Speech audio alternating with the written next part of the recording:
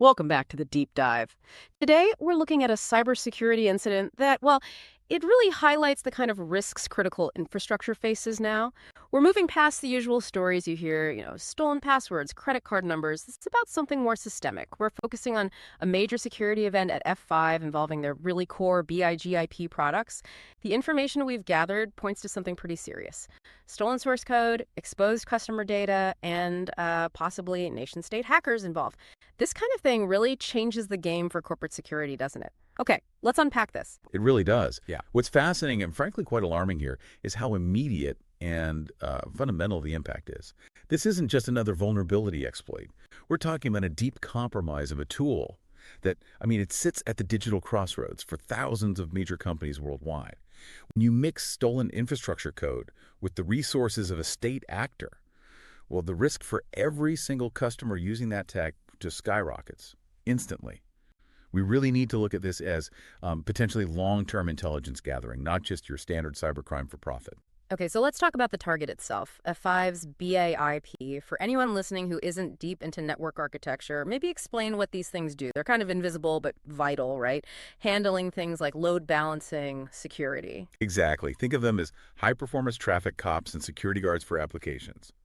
They manage huge amounts of data flow, handle encryption, and often act as web application firewalls, WAFs. So yeah, they're the strategic control point for network traffic and security for some really big players, governments, banks, cloud providers, you name it. Which brings us to the really damaging part of this breach, the source code theft. How is that different from, say, just stealing data? It's a fundamental difference. Yeah. In a standard data breach, maybe the attacker gets keys to the building. With source code theft like this, they get the architect's blueprints for the entire building. They know how the locks work. They have the security system manual, everything. So understand the logic inside. Precisely. Yeah. The proprietary logic. Take those big GIP way F modules. The company uses a way relying on F5's specific way of filtering traffic, right? Often using their iRules tech to stop complex attacks.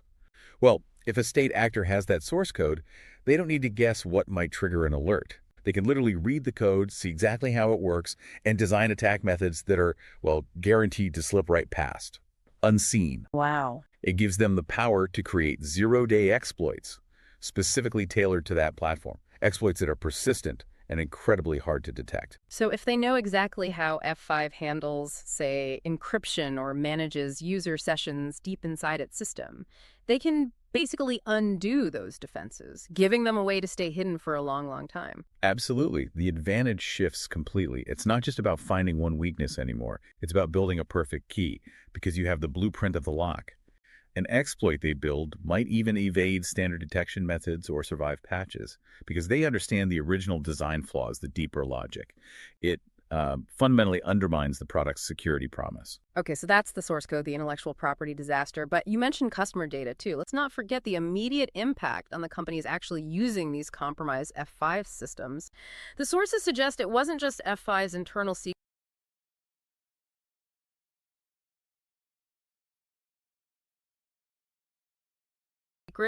The breach somehow gave access into the customer environments running on that F5 gear. So for those companies, this wasn't some abstract risk. It was real, immediate harm. That's right. The direct hit for F5's customers is this sort of cascading failure, operationally, regulatorily. It's messy. Think about companies in sectors like healthcare or finance, heavily regulated industries. If the very appliance managing your network traffic, maybe even handling unencrypted data because it terminates SSL, if that's compromised by a state actor, you're looking at immediate, potentially devastating regulatory trouble. Like GDPR or CCPA breach notifications. Exactly. Mandatory notifications, Yeah. huge forensic investigation costs, trying to figure out what data walked out the door, how deep the attackers got. Then there's the potential loss of certifications, serious damage to their reputation, and just the massive operational headache and cost of having to rip out and replace what they thought were trusted security appliances. All unbudgeted, I imagine. Completely. It stems directly from that foundational breach. So you see, the code theft is the long-term strategic damage, but the data exposure, that's the immediate operational and financial hit. Okay, we've got the assets, source code, customer data, and the scale of the damage. But you mentioned the alleged attackers, nation-state hackers. Here's where it gets really interesting. Why is that distinction so critical? If you have valuable code, maybe a zero-day exploit worth millions on the dark market, Why wouldn't any hacker just sell it? Why play what you called the long game? That question really gets to the core of it. Your typical cyber criminal group, even sophisticated one, they're usually driven by profit, quick returns. A nation-state actor operates differently. Their motive isn't quarterly earnings, it's strategic. It's about geopolitical goals, long-term intelligence gathering, positioning assets for future cyber warfare, espionage. Patience is key. So selling it would blow their cover. Exactly. If they sell a zero-day exploit based on that code, F5 finds out, patches it, and that door closes fast. But by holding on to that knowledge, studying the code deeply, developing their own custom bespoke tools, they can potentially maintain quiet access into the networks of F5's most sensitive customers for years, maybe decades. They essentially turn a critical piece of infrastructure into their own persistent listening post inside target networks. And the resource difference is just huge, right? It's not one company's security team versus another. It's a company versus potentially a foreign government's intelligence agency with, well, almost unlimited resources. That asymmetry is crucial. They have the time, the money, the manpower to do things a criminal group just wouldn't bother with, like reverse engineering every single proprietary function, analyzing how the system reacts to weird traffic, building tools purely designed for stealth, not speed or noise. So it's about staying hidden indefinitely. Right.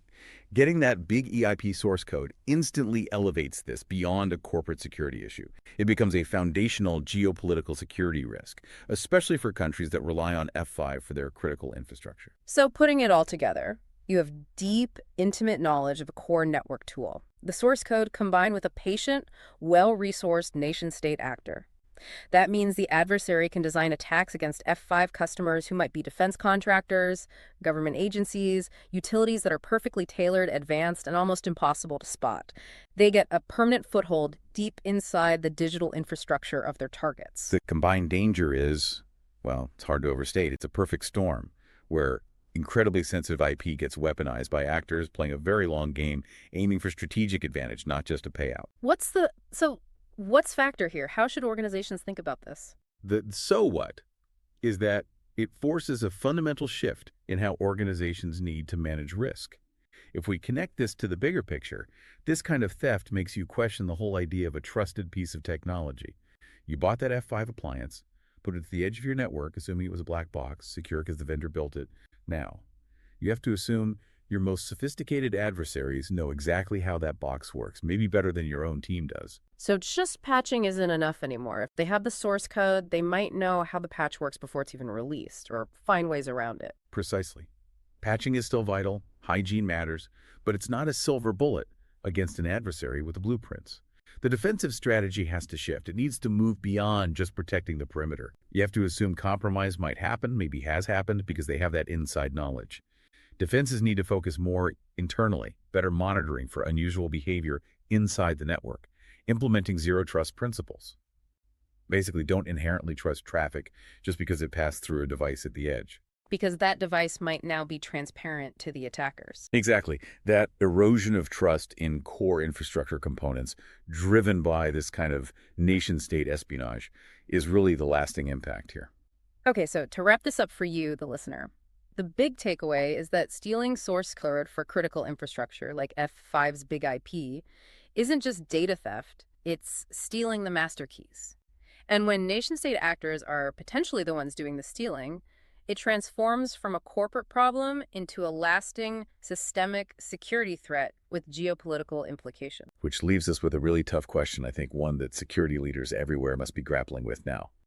When you know that the fundamental code of your critical security tools might already be in the hands of well-funded, persistent adversaries, what do you do? How do you secure your environment beyond the usual measures? How do you defend against an opponent who might actually understand your digital defenses better than you do yourself?